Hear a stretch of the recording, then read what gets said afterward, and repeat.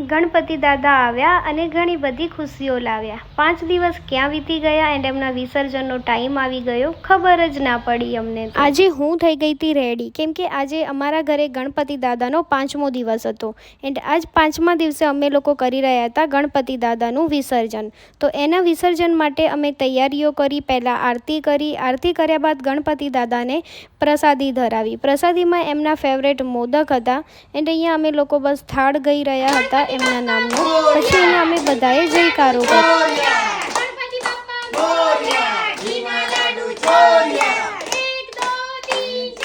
5 દિવસ ક્યાં જતા રહ્યા એ ખબર જ ના પડી, હસતા હસતા દિવસો વીતી ગયા। ગણપતિ દાદા આવ્યા અને ઘણી બધી ખુશીઓ લાવ્યા, અમારું મન પ્રફુલ્લિત કરી ગયા। ત્યારબાદ એમનો વિધિનો ટાઈમ થઈ ગયો, તો એટલા માટે એમનું વિસર્જન કરવાની તૈયારીઓ કરી એન્ડ એમને વિસર્જન માટે અમે લઈને નીકળી ગયા, કેમ કે અમારે જવાનું હતું અમારી નજીકમાં જે કેનાલ છે તો ત્યાં વિસર્જન માટે। તો અહીંયા અમે લોકો બસ એમના નામનો જયકારો કરી રહ્યા હતા, ગણપતિ બાપ્પા મોરિયા, ગણપતિ બાપ્પા મોરિયા। તમે પણ કોમેન્ટમાં જરૂરથી લખજો ગણપતિ બાપ્પા મોરિયા।